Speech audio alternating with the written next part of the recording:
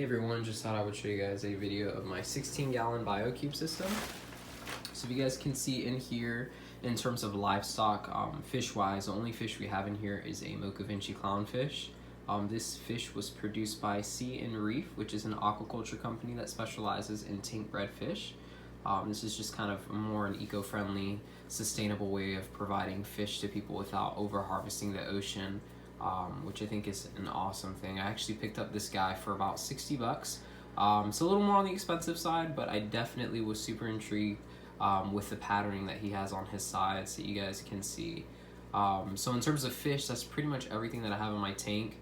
Outside of that, I do have a basic cleanup crew in here, which consists of 3 hermits. I think I have 2 turbo snails and 2 olive snails. The olive snails serve as a cleanup crew in the sand bed, and the turbos serve as kind of like a rock and back wall cleanup.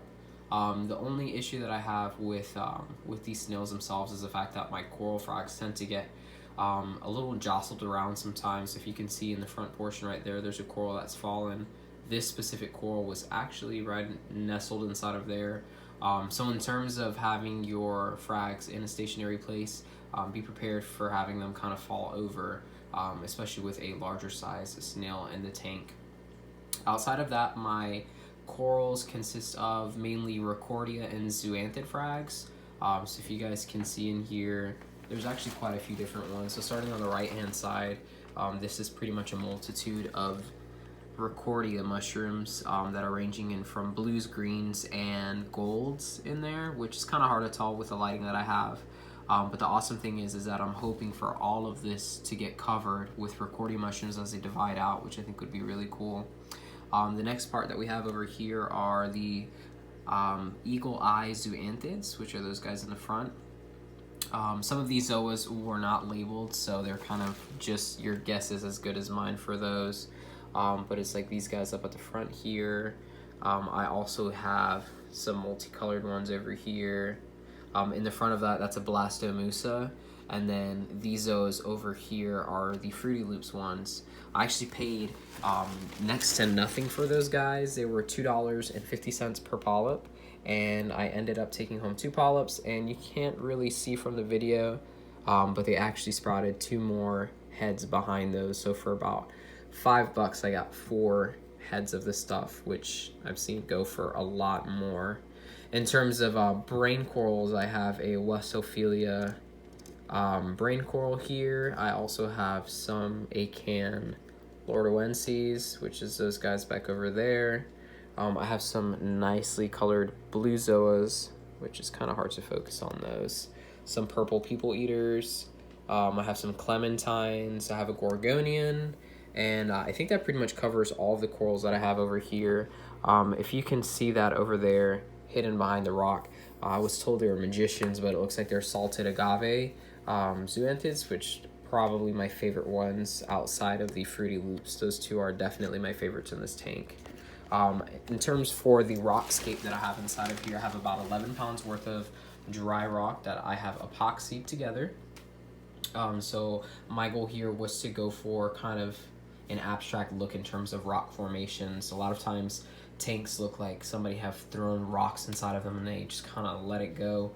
So I try to be a little more artistic with mine and build some nooks and crannies, some open spaces, and definitely some areas for the corals to grow on. So I like that the arch isn't a complete circle, but it kind of just comes out to a top and then it curves back in.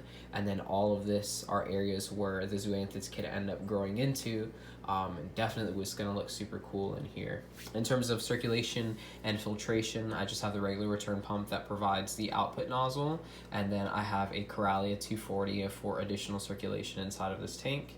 I just have it to where this blows forward and this blows down, so it kind of does like a gyrating effects, so that there's no dead zones in the tank, no areas where there's too much stagnant water or accumulated waste.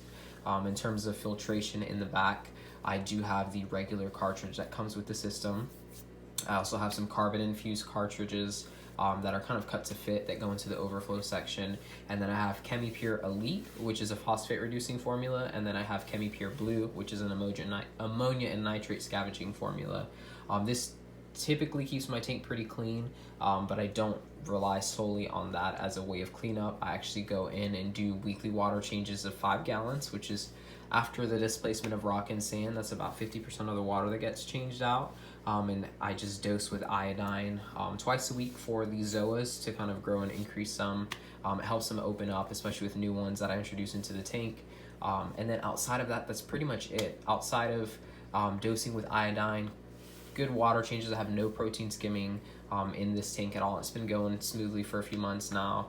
And then in terms of other filtration components that I have in here, it's just a live rock, it's a live sand, and then I just feed my corals something called reefroids that's made by Polyp Labs. And so this is a mixture that I'll mix in the water in the water column first. I let it sit in the tank for about 10 or 15 minutes with the pumps off. And so what that does is it increases your corals to open up so that you can start feeding them. And I mix this in a thick solution for my brain corals and use a syringe to kind of feed those guys. I even have I think it's a time-lapse video of these Recordia mushrooms.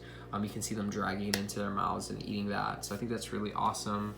I also feed mysis shrimp, and that's pretty much it. And that's all I kind of feed these guys. They've been doing awesome for these last few months, so I'm definitely going to keep an eye on that. But yeah, if you guys enjoyed what you watched, feel free to subscribe to my channel. Look forward to new videos. I'm planning on doing a video on a discus aquarium pretty soon, so definitely keep an eye out for that. Don't forget to click the notification bell so that when I post videos, you guys can see those. If you guys have any questions or comments, feel free to comment in the comment section below. If you have any other questions, feel free to ask. Thanks again.